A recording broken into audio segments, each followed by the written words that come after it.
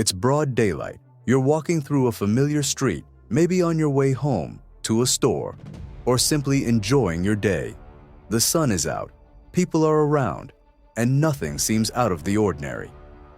Then, in an instant, everything changes. A van pulls up beside you. A door swings open, hands reach out, panic sets in. You're being grabbed, pulled, and dragged toward a vehicle. It's a nightmare happening in real time, and it's terrifying how quickly it can unfold, even in public. But here's the question. What if you had done something different?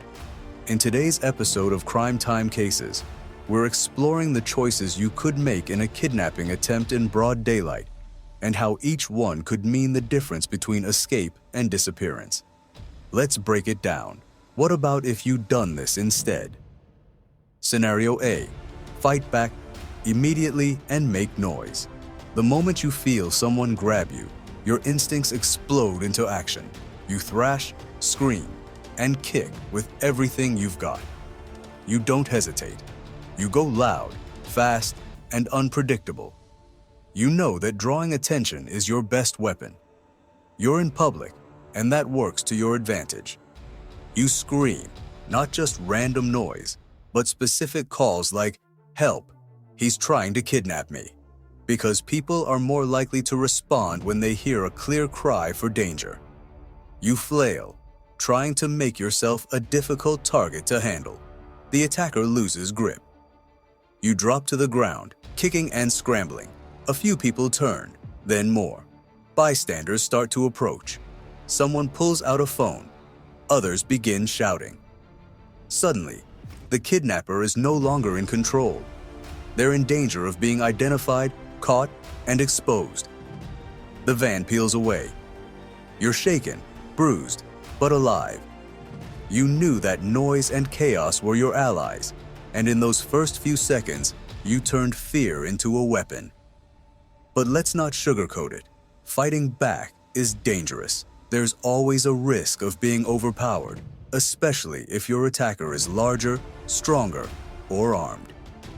If there's more than one person involved, it becomes even harder. You might get hurt. You might not get away. But statistics and survival experts consistently say that resisting in the first few seconds of an abduction attempt gives you the highest chance of escape. The reality is, most kidnappers want quick compliance. They count on shock and fear to freeze their target. By immediately resisting, you disrupt their plan and force them to reassess. You're no longer an easy victim. You're a problem. And for many predators, a problem isn't worth the risk. Still, the danger is real. Would you take the risk of injury to avoid being taken? Because once you're inside that van, your odds drop dramatically. Scenario B. Pretend to comply, then strike. Maybe your attacker has a weapon. Maybe you're frozen for a moment and they start dragging you toward the van. You quickly realize that resistance might get you hurt, or worse. So instead, you go still. You don't scream. You don't fight. You pretend to comply. Your body relaxes, and they assume you're giving in. But inside, you're calculating. The moment you're close enough, you strike, kicking the door, jabbing a key into their eye, or using any item you have as a weapon. You take them by surprise. That split second of false security is your opportunity, and you take it. You run. You scream. You throw yourself into the street if you have to. You make it impossible for them to continue without being seen or caught. This strategy is high risk but incredibly smart when used right.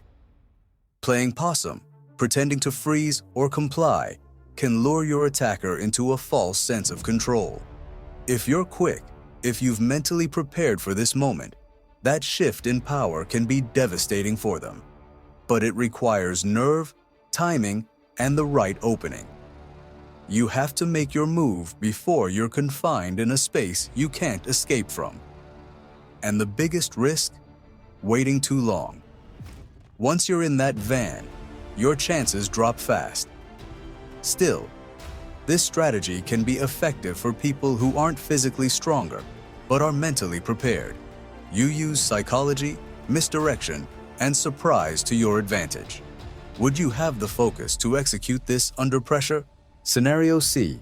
Freeze and comply out of fear. In the worst-case scenario, fear paralyzes you. Your mind blanks, your body locks up, and before you know it, you're in the back of the van, doors slamming shut. You didn't scream, didn't run, didn't resist.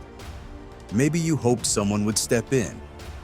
Maybe you thought compliance would keep you alive. But here's the hard truth. Once you're inside that van, your chances of survival drop dramatically. You're no longer in public view.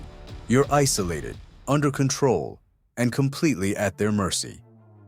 Compliance might seem safer in the moment, but in kidnapping cases, the moment you're moved to a second location, the risks escalate dramatically, especially for women and children. The attacker now has time, privacy, and full control. Whatever their plans are, you're now in the worst possible position to stop them. That's why so many experts stress: if you're going to resist, resist at the scene. Cause a scene. Be loud, be wild, be impossible to move quietly. Kidnappers want quick, quiet compliance, not a battle in public. Of course, it's not your fault if fear overtakes you. Many victims freeze, especially when caught off guard. But that's why awareness and mental preparation are crucial. Visualize the scenario. Think through your response. Practice staying alert in public.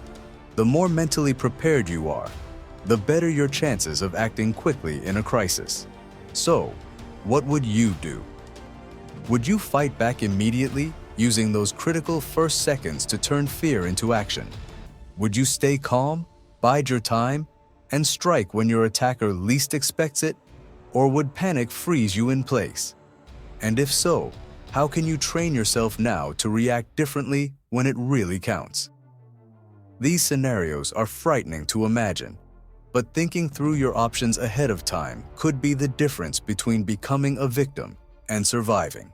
That's why we create these videos, not to scare you, but to prepare you.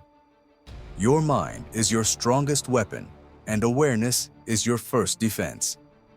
Drop your thoughts in the comments. What about if you'd done this instead? You never know who your story might help. And don't forget to like, share, and subscribe for more real-life crime survival breakdowns. Until next time, stay alert, stay smart, and above all, stay safe.